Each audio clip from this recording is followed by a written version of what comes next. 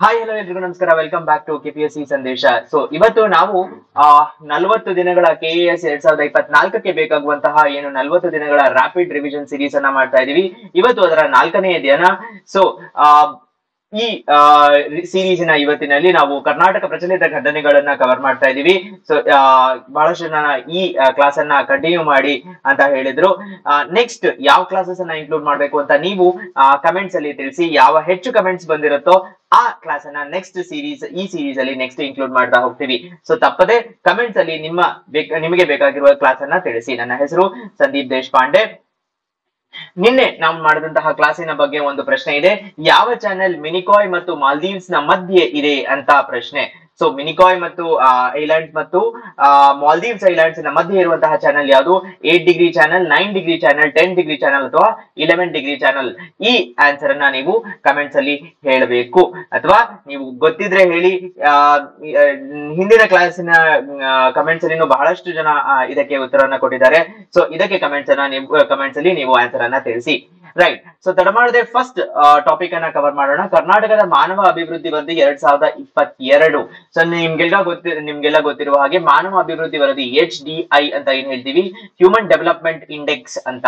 So ಯಾರಪ್ಪ human development index globally release ಮಾಡೋದು ಅಂತ ಕೇಳಿದರೆ UNDP ಅಂತ ಏನ್ ಸಂಸ್ಥೆ ಇದೆ ಅದು ರಿಲೀಸ್ ಮಾಡುತ್ತೆ. 3 ಅಂಶಗಳನ್ನ ಇಟ್ಕೊಂಡು ಹ್ಯೂಮನ್ ಡೆವಲಪ್ಮೆಂಟ್ ಏನಾಗಿದೆ, ಯಾವ ಸ್ಥಿತಿಯಲ್ಲಿದೆ ಅಂತ ಹೇಳೋದು. ಯಾವ್ದು ಆ 3 ಅಂಶಗಳು ಅಂತ ಕೇಳಿದರೆ, ಒಂದು ಹೆಲ್ತ್ ರಿಲೇಟೆಡ್ ಆದಂತದ್ದು, ಅಂದರೆ expected life expectancy at birth ಅಂತ ಹೇಳ್ತೀವಿ. ಸೆಕೆಂಡ್ ಎಜುಕೇಶನ್ ರಿಲೇಟೆಡ್ ಆದಂತದ್ದು, that is mean years of schooling ಮತ್ತು average mean years of schooling ಅನ್ನ ತಗೊಂತಾರೆ. ದೆನ್ ಥರ್ಡ್ ಒನ್ ಬಂದ್ಬಿಟ್ಟು ನಮ್ಗೆ per capita, that is life quality of life per capita ಅನ್ನ ತಗೊಂಡು ಮಾಡುವಂತದ್ದು. ಬಟ್ ಇಲ್ಲಿ ಬರ್ತಾ ಇರೋದು ಕರ್ನಾಟಕದ ಮಾನವ ಅಭಿವೃದ್ಧಿ ರಿಪೋರ್ಟ್ 2022ರಲ್ಲಿ ರಿಲೀಸ್ ಆಗಿರುವುದು. ಏನು ಅಂತ ಕೇಳಿದ್ರೆ, ಆಯಾಮದ ಬಡತನ ಸೂಚ್ಯಾಂಕದಲ್ಲಿ, that is MPI multi dimensional poverty index ನಲ್ಲಿ ಉತ್ತರ ಕರ್ನಾಟಕದ 10 ಜಿಲ್ಲೆಗಳ ಕಳಪೆ ಸಾಧನೆಯನ್ನು ವರದಿ ಎತ್ತಿ ತೋರಿಸುತ್ತದೆ ಅಂತ ಹೇಳ್ತಾ ಇದ್ದಾರೆ. ಸೊ ಈ ಸೂಚ್ಯಾಂಕದಲ್ಲಿ ಕೆಲವಷ್ಟು ಜಿಲ್ಲೆಗಳನ್ನ ನೋಟ್ ಡೌನ್ ಮಾಡಿದ್ದಾರೆ. ಅದರಲ್ಲಿ ಪ್ರಮುಖವಾಗಿ 10 ಜಿಲ್ಲೆಗಳು ಕಲ್ಯಾಣ ಕರ್ನಾಟಕ, ಉತ್ತರ ಕರ್ನಾಟಕ ರೀಜನ್ ಇಂದ ಇರುವುದು. ಎಲ್ಲ ಜಿಲ್ಲೆಗಳು ಆದರೆ ಸೂಚ್ಯಾಂಕದಲ್ಲಿ ಸುಧಾರಿಕೆಯನ್ನ ತೋರಿಸಿದೆ. ಸೊ ಎಲ್ಲ ಜಿಲ್ಲೆಗಳು ಇಂಪ್ರೂವ್ ಆಗಿದೆ ಅನ್ನೋದು ಒಂದು ಒಳ್ಳೆಯ ಸುದ್ದಿ. ಹೈಯೆಸ್ಟ್ ಯಾವುದು ಅಂತ ಕೇಳಿದರೆ ಮಂಗಳೂರು ಮುಂದಿದ್ದು, ದೆನ್ ಬೆಂಗಳೂರು ದಕ್ಷಿಣ 2ನೇ ಸ್ಥಾನದಲ್ಲಿದೆ ಅಂತ ಹೇಳ್ತಾ ಇದ್ದಾರೆ. ಮಂಗಳೂರು ಜಿಲ್ಲೆ ಮುಂದೆ ಇದ್ದು ಬೆಂಗಳೂರು ದಕ್ಷಿಣ 2ನೇ ಸ್ಥಾನ. ಬಡತನ ಮತ್ತು ಅಪೌಷ್ಟಿಕತೆಯಿಂದ ಅಭಾವ ಎಂದು ಪ್ರಮುಖ ಸವಾಲಾಗಿದೆ. ಸೊ 2 ಮೇಜರ್ ಆದಂತಹ ಹ್ಯೂಮನ್ ಡೆವಲಪ್ಮೆಂಟ್ ಗೆ ಪ್ರಾಬ್ಲಮ್ಸ್ ಯಾವುದು ಅಂತ ಕೇಳಿದರೆ ಬಡತನ ಮತ್ತು ಅಪೌಷ್ಟಿಕತೆ. ಕರ್ನಾಟಕದ ರಾಷ್ಟ್ರೀಯ HDI ಸರಾಸರಿ 45.9% ಗಿಂತ ಹೆಚ್ಚಿದೆ ಮತ್ತು ಗಮನಾರ್ಹ HDI ಹೆಚ್ಚಳವನ್ನು ಹೊಂದಿರುವ ಪ್ರಮುಖ 6 ಜಿಲ್ಲೆಗಳು ಯಾವುದು ಅಂದ್ರೆ, ಯಾವ ಜಿಲ್ಲೆಗಳು ಕಡಿಮೆ ಅಂತ ರಿಪೋರ್ಟ್ ಹೇಳ್ತಾ ಇದೆಯೋ ಅದೇ ಜಿಲ್ಲೆಗಳು ಗಮನಾರ್ಹವಾಗಿ ಹೆಚ್ಚಳ ಆಗಿದೆ ಅಂತ. ಉದಾಹರಣೆಗೆ ಬಾಗಲಕೋಟೆ, ಬಳ್ಳಾರಿ, ರಾಮನಗರ, ಮಂಡ್ಯ, ಯಾದಗಿರಿ, ಕೊಪ್ಪಳ ಈ ಎಲ್ಲ ಜಿಲ್ಲೆಗಳು ಗಮನಾರ್ಹ ಸಾಧನೆಯನ್ನು ಮಾಡಿದೆ. ಇದಿಷ್ಟನ್ನು ನಾವು ಈ HDI ಅಲ್ಲಿ ತಿಳ್ಕೋಬೇಕು. ನೆನಪಿನಲ್ಲಿ ಇಟ್ಕೊಳ್ಳಿ, ಹೇಗೆ HDI ರಿಪೋರ್ಟ್ ಗ್ಲೋಬಲಿ ಎಲ್ಲ ರಾಷ್ಟ್ರಗಳನ್ನ ಸೇರಿ ಎವ್ರಿ ಇಯರ್ ರಿಲೀಸ್ ಆಗುತ್ತೋ, ಕರ್ನಾಟಕದಲ್ಲಿ ಹಾಗಾಗೋದಿಲ್ಲ. Every year human development index ನ ರಿಪೋರ್ಟ್ ರಿಲೀಸ್ ಮಾಡೋದಿಲ್ಲ. ಮಾಡುತ್ತೆ 2022 ಅಲ್ಲಿ ರಿಲೀಸ್ ಆಗಿರೋದು. ಅದನ್ನ ಯೂಸ್ ಮಾಡಿಕೊಂಡು ಅಭಿವೃದ್ಧಿ ಕಾರ್ಯಕ್ರಮಗಳನ್ನ ಇನ್ನಿತರೆ ವೆಲ್ಫೇರ್ ಸ್ಕೀಮ್ಸ್ ಗಳನ್ನ ಲಾಂಚ್ ಮಾಡ್ತಾರೆ. ಸೊ ಇನ್ನು ಅದರ ಬಗ್ಗೆ ಒಂದಿಷ್ಟು ಬ್ಯಾಕ್ ಗ್ರೌಂಡ್ ಅನ್ನ ತಿಳ್ಕೋಬೇಕು ಅಂದ್ರೆ, ಮೊದಲ ಬಾರಿಗೆ ಯಾವಾಗ ರಿಲೀಸ್ ಮಾಡಿರೋದು ಅಂದ್ರೆ 1999ರಲ್ಲಿ. ಮತ್ತೆ ಜಿಲ್ಲಾ ಮಾನವ ಅಭಿವೃದ್ಧಿ ವರದಿಗಳನ್ನ ಅಂದ್ರೆ ಬರೀ ರಾಷ್ಟ್ರ ಮಟ್ಟದಲ್ಲಿ ಅಲ್ಲ, ರಾಜ್ಯ ಮಟ್ಟದಲ್ಲಿ ಅಲ್ಲ, ಜಿಲ್ಲೆ ಮಟ್ಟದಲ್ಲಿ ರಿಲೀಸ್ ಮಾಡೋದಕ್ಕೆ ಸ್ಟಾರ್ಟ್ ಮಾಡಿರೋದು ಯಾವುದು ಅಂದ್ರೆ ಕಲಬುರಗಿ, ಮೈಸೂರು, ಉಡುಪಿ ಮತ್ತು ವಿಜಯಪುರ. 2010ರಲ್ಲಿ UNDP ನೆರವಿನೊಂದಿಗೆ ಬಿಡುಗಡೆಯಾದ ವರದಿಗಳು. ಸೊ UNDP ಹೆಲ್ಪ್ ತಗೊಂಡು ಇದನ್ನ ರಿಲೀಸ್ ಮಾಡ್ತಾ ಇದ್ದಾರೆ. ಇನ್ನೊಂದು ಮಾಪನದಲ್ಲಿ ನಾವೀನ್ಯತೆ, ದಟ್ ಈಸ್ ಇನೋವೇಷನ್, ಏನು ಡಿಸ್ಟ್ರಿಕ್ಟ್ ಅಲ್ಲಿ ಒಂದು ಹೊಸದಾಗಿ ಇನೋವೇಷನ್ ಅನ್ನ ಮಾಡಿರುವುದಕ್ಕೆ ಉಡುಪಿ ಜಿಲ್ಲೆಗೆ ಪ್ರಪ್ರಥಮ ಬಾರಿಗೆ ಭಾರತದ ಮಾನವ ಅಭಿವೃದ್ಧಿ ಪ್ರಶಸ್ತಿಯನ್ನ ಕೊಟ್ಟಿದ್ದಾರೆ. ಓಕೆ, ಮಾನವ ಅಭಿವೃದ್ಧಿಯ ವರದಿಯನ್ನು ಬಿಡುಗಡೆ ಮಾಡಿದ ಮೊದಲ ರಾಜ್ಯ 2015ರಲ್ಲಿ ಕರ್ನಾಟಕ, ಅದು ಕೂಡ ಮುಖ್ಯ.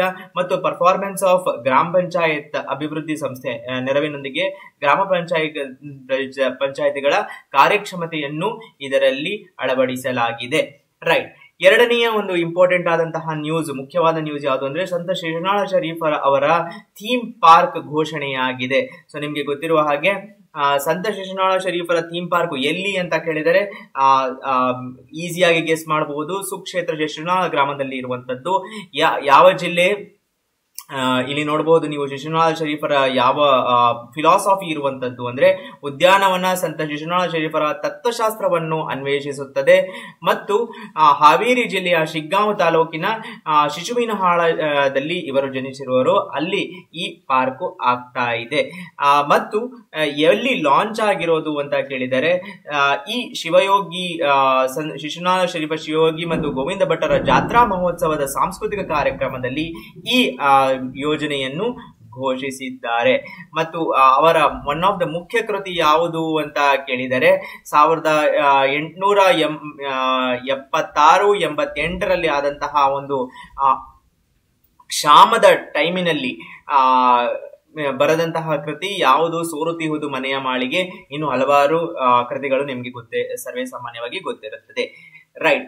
ಮುಂದನೆಯ ನ್ಯೂಸ್ ಜಿಐ ಟ್ಯಾಗಿನ ಬಗ್ಗೆ 2-3 ಬಹಳಷ್ಟು ಇಂಪಾರ್ಟೆಂಟ್ ಆದಂತಹ ಜಿಐ ಟ್ಯಾಗ್, ಭೌಗೋಳಿಕ ಸೂಚ್ಯಾಂಕ ಅಂತ ಸೂಚನೆ ಅಂತ ಏನ್ ಹೇಳ್ತೀವಿ, ಅದನ್ನ ಈ ಬಾರಿ ಕರ್ನಾಟಕಕ್ಕೆ ಕೆಲವಷ್ಟಕ್ಕೆ ಸಿಕ್ಕಿದೆ. ಅದರಲ್ಲಿ ಮೊದಲನೆಯದು ಯಾವುದು ಅಂದ್ರೆ ಅಂಕೋಲದ ಮಾವಿಗೆ ಒಂದು ಜಿಐ ಟ್ಯಾಗ್ ಅನ್ನ ಕೊಟ್ಟಿದ್ದಾರೆ. ಯಾವ ಮಾವು ಅಂತ ಕೇಳಿದ್ರೆ ಇಶಾದ್ ಮಾವಿಗೆ ಜಿಐ ಟ್ಯಾಗ್ ಅನ್ನ ಕೊಟ್ಟಿದ್ದಾರೆ. ಇದು ವಿಶ್ವ ವಾಣಿಜ್ಯ ಸಂಸ್ಥೆ WTO ತನ್ನ ವಿಶಿಷ್ಟ ರುಚಿ ಮತ್ತು ಗುಣಮಟ್ಟಕ್ಕಾಗಿ ಜಿಐ ಟ್ಯಾಗ್ ಅನ್ನ ಅದರ ಅಂಡರ್ ಅಲ್ಲಿ ಕೊಡುವಂತದ್ದು. ಸೊ WTO ಕೆಲವಷ್ಟು, ಫಾರ್ ಎಕ್ಸಾಂಪಲ್ ಜಿಐ ಟ್ಯಾಗ್ ಅನ್ನ ರುಚಿಗಾದ್ರೂ ಕೊಡಬಹುದು, ಅಥವಾ ಇಲ್ಲೇ ಮಾಡ್ತಾರೆ ಅಂತ ಟೆಕ್ಸ್ಟೈಲ್ಸ್ ಗೆ ಕೊಡ್ತಾರೆ. ಟೆಕ್ಸ್ಟೈಲ್ಸ್ ಅಲ್ಲಿ ರುಚಿ ಇರೋದಿಲ್ಲ, ಆದ್ರೆ ಅದನ್ನು ಮಾಡುವಂತ ವಿಧಾನದಲ್ಲಿ ಇರಬಹುದು, ಬೇರೆ ಯಾವ್ದಾದ್ರು ಒಂದು ಅಲ್ಲಿ ಸಿಗುವಂತ ಥ್ರೆಡ್ ಇರಬಹುದು. ಸೊ ಬೇರೆ ಬೇರೆ ಕ್ಯಾಟಗರೀಸ್ ಇದೆ. ಅದರಲ್ಲಿ ಇದು ಇಶಾದ್ ಅನ್ನೋದು ಈ ಕ್ಯಾಟಗರಿಗೆ ಬಂದಿರುವಂತದ್ದು. ಎಲ್ಲಿ ಬೆಳೀತಾರೆ ಅಂತ ಕೇಳಿದರೆ ಉತ್ತರ ಕನ್ನಡ ಜಿಲ್ಲೆ, ಅದರಲ್ಲಿಯೂ ಕಾರವಾರ ಮತ್ತು ಕುಮಟಾ ಗ್ರಾಮಗಳಲ್ಲಿ ಹಣ್ಣನ್ನು ಬೆಳೆಯುತ್ತಾರೆ. ಓಕೆ, ವಿಲೇಜಸ್, ಜಿಲ್ಲೆಗಳ ವಿಲೇಜಸ್ ಅಲ್ಲಿ ಬೆಳೀತಾರೆ. ಜಿಐ ಟ್ಯಾಗ್ ಬೌದ್ಧಿಕ ಆಸಕ್ತಿ ಮಾದರಿಯಾದ ಮತ್ತು ರಫ್ತುಗಳನ್ನು ಉತ್ತೇಜಿಸುತ್ತದೆ. ಯಾವುದಾದರೂ ಒಂದು ಜಿಐ ಟ್ಯಾಗಿನ ಒಂದು ಮಾವಿನ ಹಣ್ಣನ್ನ ಯುರೋಪ್ ನಲ್ಲಿ ಆದ್ರೂ, ನಾರ್ತ್ ಅಮೆರಿಕಾದಲ್ಲಿ ಅಥವಾ ಸದರ್ನ್ ಅಮೆರಿಕಾದಲ್ಲಿ ಇದು ಜಿಐ ಟ್ಯಾಗ್ ಅಂತ ಹೇಳಿದ್ರೆ ಮಾರ್ಕೆಟಿಂಗ್ ಈಸಿ ಆಗತ್ತೆ, ಬಹಳಷ್ಟು ಜನ ಅದನ್ನ ತಗೊಳಕ್ಕೆ ಇಷ್ಟಪಡ್ತಾರೆ. ಸೊ ರಫ್ತು, ಎಕ್ಸ್ಪೋರ್ಟ್ಸ್ ಅಂತ ಏನ್ ಹೇಳ್ತೀವೋ ಅದು ಇನ್ಕ್ರೀಸ್ ಆಗತ್ತೆ. ಹಣ್ಣಿನ ಕಡಿಮೆ ಶೆಲ್ಫ್ ಲೈಫ್ ಮತ್ತು ದೂರದ ಸಾಗಣೆಯಲ್ಲಿ ತೊಂದರೆಗಳು, ಅನಾನುಕೂಲಗಳಾಗಿವೆ. ಸೊ ಬೇಸಿಕಲಿ ಒಂದು ಡ್ರಾಬ್ಯಾಕ್ ಏನು ಅಂದ್ರೆ ಇದು ಬಹಳ ಕಡಿಮೆ, ಇದು ಒಳ್ಳೆ ಕಂಡೀಷನ್ ಇರುತ್ತೆ. ಶೆಲ್ಫ್ ಲೈಫ್ ಅಂತ ಹೇಳ್ತಾರೆ ಅದನ್ನ, ಬಹಳ ಕಡಿಮೆ ಟೈಮ್ ಅದು ಒಳ್ಳೆ ಕಂಡೀಷನ್ ಇರುತ್ತೆ. ಹಾಗಾಗಿ ಇದನ್ನ ಬಹಳ ದೂರದ ಸಾಗಾಣಿಕೆ, ನಾನು ಆಗ್ಲೇ ಹೇಳ್ದಂಗೆ ಏನು ಸೌತ್ ಅಮೆರಿಕಾ ಆಗಿರ್ಬೋದು, ನಾರ್ತ್ ಅಮೆರಿಕಾ ಆಗಿರ್ಬೋದು, ಇಲ್ಲಿ ಟ್ರಾನ್ಸ್ಪೋರ್ಟ್ ಮಾಡಬೇಕು ಅಂದ್ರೆ ಕಷ್ಟ ಆಗ್ತಾ ಇದೆ. ರೈಟ್. ನೆಕ್ಸ್ಟ್, ಕರ್ನಾಟಕದಲ್ಲಿ H3N2 ಇನ್ಫ್ಲೂಯೆನ್ಸಾ ಹರಡಿದೆ ಅಂತ ಲಾಸ್ಟ್ ಇಯರ್ ಬಂದಂತಹ ನ್ಯೂಸ್. ಸೊ ನೀವು ಇಲ್ಲಿ ನೋಡಬಹುದು H3N2 ಅನ್ನ ಗುರುತಿಸಲಾಗ್ತಾ ಇದೆ. ಯಾವುದೇ ಒಂದು H3 ಅಂತ ಏನ್ ಹೇಳ್ತಾರೋ, ಇನ್ಫ್ಲೂಯೆನ್ಸಾಗಳು ಯಾವುದರಿಂದ ಹರಡುತ್ತೆ ಅಂತ ಕೇಳಿದ್ರೆ ವೈರಸ್ ಗಳಿಂದ ಹರಡುತ್ತೆ. ಓಕೆ, ಸೊ ರಾಜ್ಯವು ನಿರಂತರ ಕೆಮ್ಮು ಮತ್ತು ಜ್ವರಕ್ಕೆ ಚಿಕಿತ್ಸೆ ವಿಧಾನಗಳನ್ನು ಗುರುತಿಸುತ್ತದೆ. ಓಕೆ, ಸೊ ಹಾಂಗ್ಕಾಂಗ್ ಫ್ಲೂ ಎಂದು ಕರೆಯಲ್ಪಡುವ H3N2 ಇನ್ಫ್ಲೂಯೆನ್ಸಾವು ಮಾನವರಲ್ಲಿ ಉಸಿರಾಟದ ಕಾಯಿಲೆಯನ್ನು ಉಂಟು ಮಾಡುತ್ತದೆ. ಸೊ ಬ್ರೀದಿಂಗ್ ಪ್ರಾಬ್ಲಮ್ ಅಂತ ಏನ್ ಹೇಳ್ತೀವಿ. H3N2 ಅನ್ನ ಪ್ರಶ್ನೆ ಹೇಗ್ ಬರ್ಬೋದು ಅಂತ ಅಂದ್ರೆ, H3N2 ಅನ್ನ ಹೀಗೆಂದು ಕರೆಯುತ್ತಾರೆ, ಹಾಂಗ್ಕಾಂಗ್ ಫ್ಲೂ ಮತ್ತೆ ಇನ್ನು ಬೇರೆ ಬೇರೆ ತರದ ಫ್ಲೂ, ಮತ್ತು ಬೇರೆ ಎಲ್ಲ ಫ್ಲೂಗಳಿಗಿಂತ ಅತ್ಯಂತ ಪ್ರಮುಖ ಕಾರಣವಾಗಿರುವುದೇ H3N2. ಅಂದ್ರೆ H3N1 ಇದೆ, H1N1 ಇದೆ, ಬಹಳಷ್ಟು ಬೇರೆ ಇನ್ಫ್ಲೂಯೆನ್ಸಾಗಳಿಗಿಂತ ಈ ಇನ್ಫ್ಲೂಯೆನ್ಸಾ ಎ ವೈರಸ್ ಏನಿದೆ ಅದರ ಉಪವಿಭಾಗ ಮಾನವ ಇನ್ಫ್ಲೂಯೆನ್ಸಾಗೆ ಅತ್ಯಂತ ಪ್ರಮುಖ ಕಾರಣ. ನೆನಪಿನಲ್ಲಿಟ್ಕೊಳ್ಳಿ, ಬ್ಯಾಕ್ಟೀರಿಯಾ ಇಂದ ಕಾಸ್ ಆಗುವಂತದ್ದು ಬೇರೆ, ಡಿಸೀಸಸ್ ಯಾವುದು ಅಂದ್ರೆ ಟ್ಯೂಬರ್ಕ್ಯುಲೋಸಿಸ್ ಆಗಿರ್ಬೋದು, ವೈರಸ್ ಗಳಿಂದ ಕಾಸ್ ಆಗುವಂತದ್ದು ಬೇರೆ ಡಿಸೀಸಸ್ ಯಾವುದು ಅಂದ್ರೆ HIV ಆಗಿರ್ಬೋದು, ಹೆಪಟೈಟಿಸ್ ಬಿ ಆಗಿರ್ಬೋದು ಇವೆಲ್ಲ, ಮತ್ತು ಇನ್ಫ್ಲೂಯೆನ್ಸಾ H3N1 ಆಗಿರ್ಬೋದು ಇವೆಲ್ಲ ಏನು ವೈರಸ್ ಇಂದ ಆಗುವಂಥದ್ದು. COVID-19 ಕೂಡ ವೈರಸ್ ಇಂದ ಆಗುವಂಥದ್ದು. ಸೊ ಯಾವ ಡಿಸೀಸ್ ಯಾವುದರಿಂದ ಆಗ್ತಾ ಇದೆ ಅನ್ನೋದನ್ನು ಕೂಡ ಪ್ರಶ್ನೆಯಾಗಿ ಬರುವ ಚಾನ್ಸಸ್ ಕೂಡ ಇರುತ್ತದೆ. ಓಕೆ, ಇದು ಪಕ್ಷಿಗಳು ಮತ್ತು ಮ್ಯಾಮಲ್ಸ್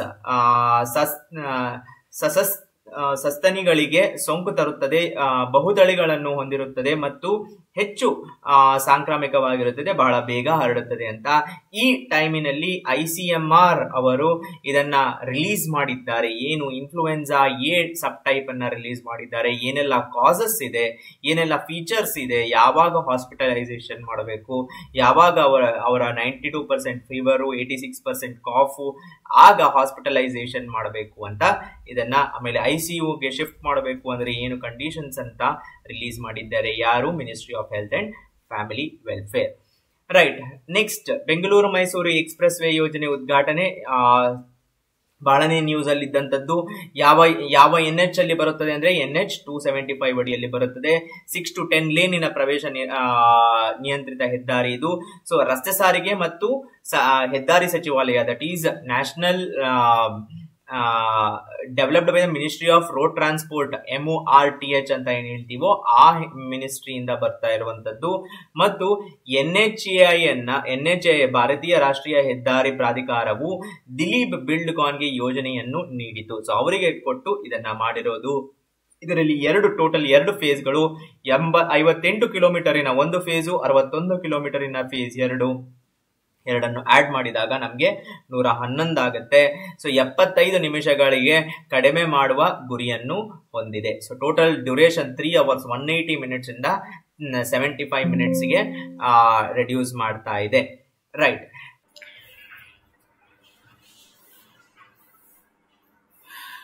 ಆಲ್ರೈಟ್. ಸೊ IIT ಧಾರವಾಡದಲ್ಲಿ ಖಾಯಂ ಕ್ಯಾಂಪಸ್ ಅನ್ನ ಉದ್ಘಾಟನೆ ಆಗಿದೆ. ಸೊ ನೀವು ಇಲ್ಲಿ ನೋಡಬಹುದು, ನರೇಂದ್ರ ಮೋದಿ ಅವರು IIT ಧಾರವಾಡದಲ್ಲಿ ಶಾಶ್ವತ ಕ್ಯಾಂಪಸ್ ಅನ್ನ ಉದ್ಘಾಟಿಸಿದ್ದಾರೆ. 2015ರಲ್ಲಿ ಮೊದಲ 3 ಕರ್ನಾಟಕದಲ್ಲಿ ಮೊದಲ IIT ಮತ್ತು ಭಾರತದಲ್ಲಿ 3ನೇ ಸಾಲಿನ IITಗಳು ಅಂದ್ರೆ ಮೊದಲನೇ ಸಾಲಿನಲ್ಲಿ ನಿಮ್ಗೆ ನೆನಪಿರಬಹುದು IIT ಮಡ್ರಾಸ್ ಆಗಿರಬಹುದು, IIT ಬಾಂಬೆ ಆಗಿರಬಹುದು, ಖರಗ್ಪುರ್ ಆಗಿರಬಹುದು, ಡೆಲ್ಲಿ ಆಗಿರ್ಬೋದು. ಇವೆಲ್ಲ ಆದ್ಮೇಲೆ ನೆಕ್ಸ್ಟ್ ರೌಂಡ್ ಅಲ್ಲಿ IIT ಗಾಂಧಿನಗರ್, ಪಟ್ನಾ ಇವೆಲ್ಲವನ್ನು ಆದ್ಮೇಲೆ ತದನಂತರದಲ್ಲಿ ಧಾರವಾಡ ಇನ್ನಿತರೆ ಏನು 3ನೇ ಸಾಲಿನಲ್ಲಿ ಬರುವಂತಹ IITಗಳು.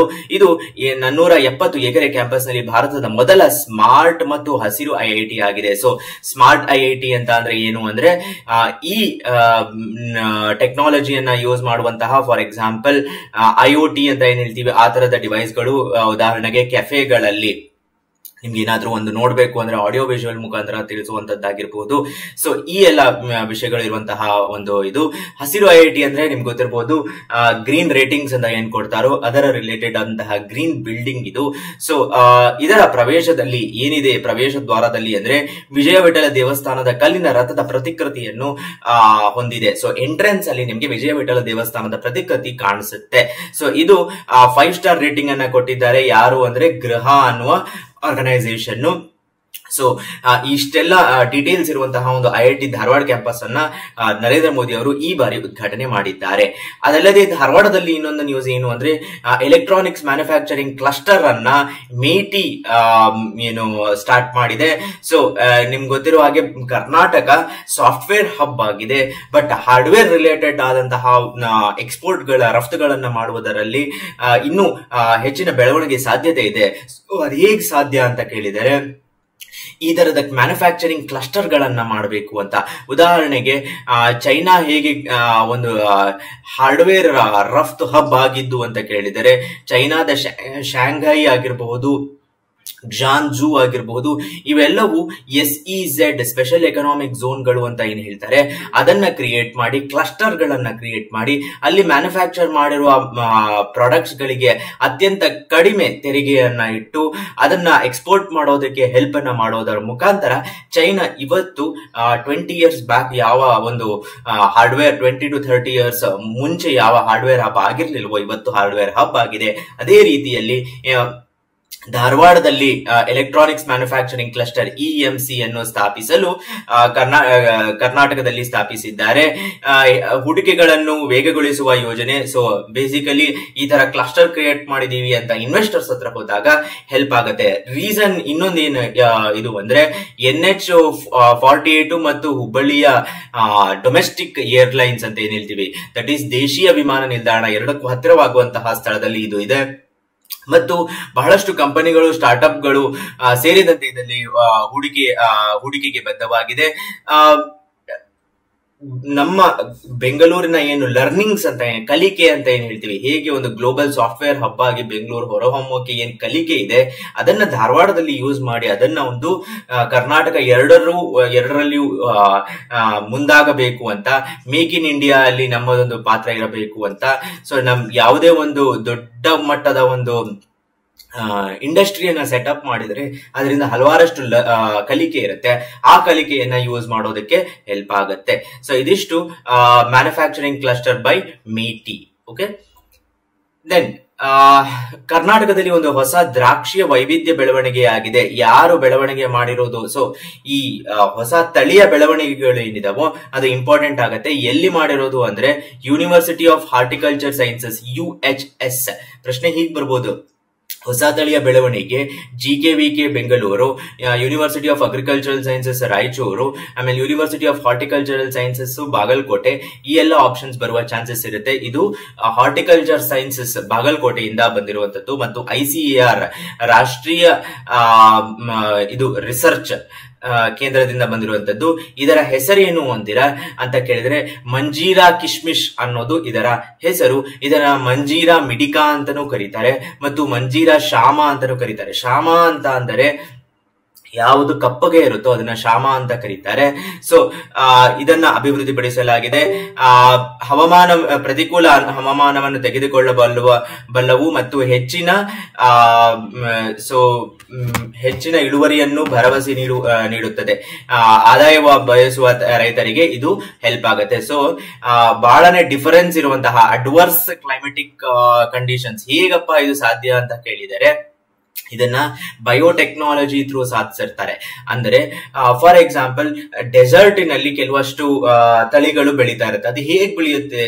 ಯಾವುದೇ ಒಂದು ನೀರಿನ ಸಪ್ಲೈ ಇಲ್ಲದೆ ಅಷ್ಟು ಅಡ್ವರ್ಸ್ 50 to 53 ಡಿಗ್ರೀಸ್ ಅಲ್ಲಿ ಯಾವ ಒಂದು ಪರ್ಟಿಕ್ಯುಲರ್ ಅದರ ಜೀನ್ ಅಂಶ ಅಲ್ಲಿ ಬೆಳೆಯಲು ಹೆಲ್ಪ್ ಆಗುತ್ತೆ ಅಂತ ಯೋಚಿಸಿ ಆ ಜೀನ್ ಅಂಶವನ್ನ ತಗೊಂಡು ಈ ದ್ರಾಕ್ಷಿಯ ಏನು ಮೂಲ ತಳಿ ಇರುತ್ತೆ ಅದಕ್ಕೆ ಇನ್ಫ್ಯೂಸ್ ಮಾಡಿದಾಗ ಈ ಪಾಸಿಬಿಲಿಟೀಸ್ ಆಗುತ್ತೆ. ಸೊ ಇದು ಈ ತರದ ಏನು importance food security for entire country ಅಥವಾ ಎಂಟೈರ್ ರಾಷ್ಟ್ರ ದೇಶ ಅಥವಾ ಗ್ಲೋಬಲಿ ಫುಡ್ ಸೆಕ್ಯೂರಿಟಿಗೆ ಬಹಳನೇ ಯೂಸ್ಫುಲ್ ಇರುತ್ತೆ ಇದು. ರೈಟ್. ದೆನ್ ಕರ್ನಾಟಕ ಎರಡನೇ ಲಾರ್ಜೆಸ್ಟ್ ಗ್ರೇಪ್ ಪ್ರೊಡ್ಯೂಸರ್, ಮಹಾರಾಷ್ಟ್ರದ ನಂತರ ಎರಡನೇ ಲಾರ್ಜೆಸ್ಟ್ ಗ್ರೇಪ್ ಪ್ರೊಡ್ಯೂಸರ್. ನಿಯರ್ಲಿ 29,000 ಹೆಕ್ಟೇರ್ಗಳ ಪ್ರೊಡಕ್ಷನ್ ಇದೆ.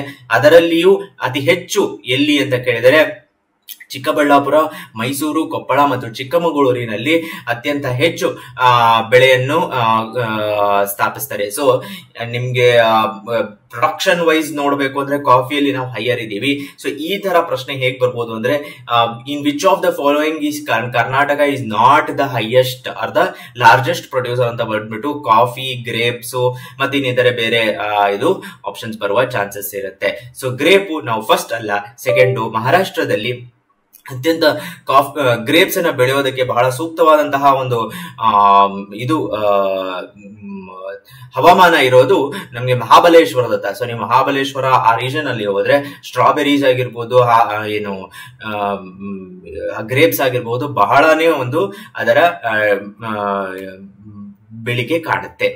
ರೈಟ್. ದೆನ್ ಬೆಂಗಳೂರಿನಲ್ಲಿ ನಗರ ಸುರಕ್ಷತೆಗಾಗಿ ಸೇಫ್ ಸಿಟಿ ಅನ್ನ ಸುರಕ್ಷಿತ ನಗರ ಯೋಜನೆಯನ್ನ ಚಾಲನೆ ಮಾಡಿದ್ದಾರೆ. ಏನಪ್ಪಾ ಇದು ಸುರಕ್ಷಿತ ನಗರ ಯೋಜನೆ ಅಂತ ಕೇಳಿದರೆ ಕರ್ನಾಟಕದ ಗೃಹ ಇಲಾಖೆಯಿಂದ ಆರಂಭಿಸಲಾದ ಯೋಜನೆ ಇದು. ಇದರ ಮೊದಲ ಹಂತವನ್ನು ಪ್ರಾರಂಭಿಸಿದರೆ 2016ರ ನಿರ್ಭಯ ಯೋಜನೆಯ ಆದ ಮೇಲೆ ಇದನ್ನು ಜಾರಿಗೊಳಿಸಿರೋದು. ಏನು ಸೇವ್ ಸಿಟಿ.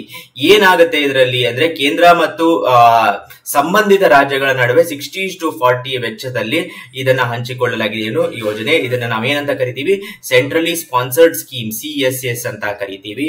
ಇದರಲ್ಲಿ ಬಹುಮುಖ್ಯವಾಗಿ ಮೆಟ್ರೋಪಾಲಿಟನ್ ನಗರಗಳಲ್ಲಿ ಪ್ರಾಯೋಗಿಕ ಯೋಜನೆಗಳನ್ನು ಇದು 8 ಸೆಲೆಕ್ಟೆಡ್ ಮೆಟ್ರೋಪಾಲಿಟನ್ಸ್ ಅಲ್ಲಿ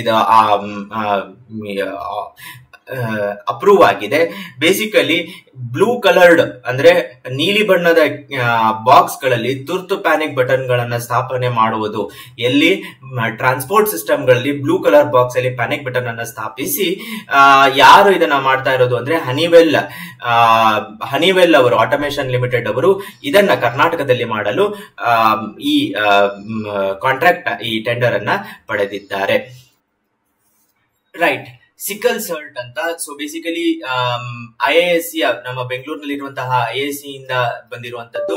society for innovation and development ಅಭಿವೃದ್ಧಿಪಡಿಸಲಾಗಿದೆ. ಸೊ ಭಾರತದ ಮೊದಲ ಸ್ಥಳೀಯ ರೋಗ ನಿರ್ಣಾಯಕ, ದಟ್ ಈಸ್ ಡಯಾಗ್ನೋಸ್ಟಿಕ್ ಕಿಟ್ ಅಂತ ಏನ್ ಹೇಳ್ತೀವಿ, ನೆನಪಿಟ್ಕೊಳ್ಳಿ. ಇದು ಕ್ಯೂರ್ ಮಾಡುವಂತಹ ಒಂದು ಇದು ಅಲ್ಲ, ಬೇಸಿಕಲಿ ಒಂದು ಡಯಾಗ್ನೈಸ್ ಮಾಡೋದಕ್ಕೆ ಮಾತ್ರ, ವೆದರ್ ಕುಡುಗೋಲು ಕಣ ಇದೆಯಾ ಇಲ್ವಾ ಅನ್ನೋದಕ್ಕೆ ಮಾತ್ರ ಇರುವಂತದ್ದು. 40 ಟೆಸ್ಟ್ ಗಳ ಇದು ಪ್ಯಾಕು. ಸೊ ಕೇಂದ್ರ ಸರ್ಕಾರದ ಇದರ ಪ್ರಕಾರ 2047ರ ವೇಳೆಗೆ ರಾಷ್ಟ್ರೀಯ ಕುಡುಗೋಲು ಕಣ ನಿರ್ಮೂಲನೆಯನ್ನ ಘೋಷಿಸುತ್ತದೆ. ಸೊ 2047ಗೆ ಸಿಕಲ್ ಸೆಲ್ ಅನೇಮಿಯಾ ಅಂತ ಹೇಳ್ತಾರೆ. ಸೊ ಈ ಸಿಕಲ್ ಸೆಲ್ ಅನೇಮಿಯಾ ಏನಿದೆ, ನಾರ್ಮಲ್ ಬ್ಲಡ್ ಸೆಲ್ಸ್ ಹೀಗಿದ್ದರೆ ಸಿಕ್ಕಲ್ ಅಂತ ಏನ್ ಹೇಳ್ತೀವಿ, ಸೊ ಆ ತರ ಒಂದು ಆ ರೀತಿಯಾಗಿ ಸೆಲ್ಸ್ ಇರುತ್ತೆ. ಸೊ ಈ ಅನೇಮಿಯಾವನ್ನ ಕ್ಯೂರ್ ಮಾಡೋದಕ್ಕೆ ಬಹಳಷ್ಟು ಟೆಕ್ನಿಕ್ಸ್ ಇದೆ. ಸ್ಟೆಮ್ ಸೆಲ್ ಟ್ರಾನ್ಸ್ಪ್ಲಾಂಟೇಶನ್ ಆಗಿರ್ಬೋದು, ಬಹಳಷ್ಟು ಟೆಕ್ನಿಕ್ಸ್ ಇದೆ. ಬಟ್ ಫಸ್ಟ್ ಮೇಜರ್ ಪಾರ್ಟ್ ಏನು ಅಂದ್ರೆ ಡಯಾಗ್ನೈಸ್ ಮಾಡುವಂತದ್ದು. ರೈಟ್. ಸೊ ಇದರೊಂದಿಗೆ ನಾವು 4ನೇ ದಿನದ ಪ್ರಚಲಿತ ಘಟನೆಗಳು ಟಾಪಿಕ್ ಅನ್ನ ಕಂಪ್ಲೀಟ್ ಮಾಡಿದೀವಿ.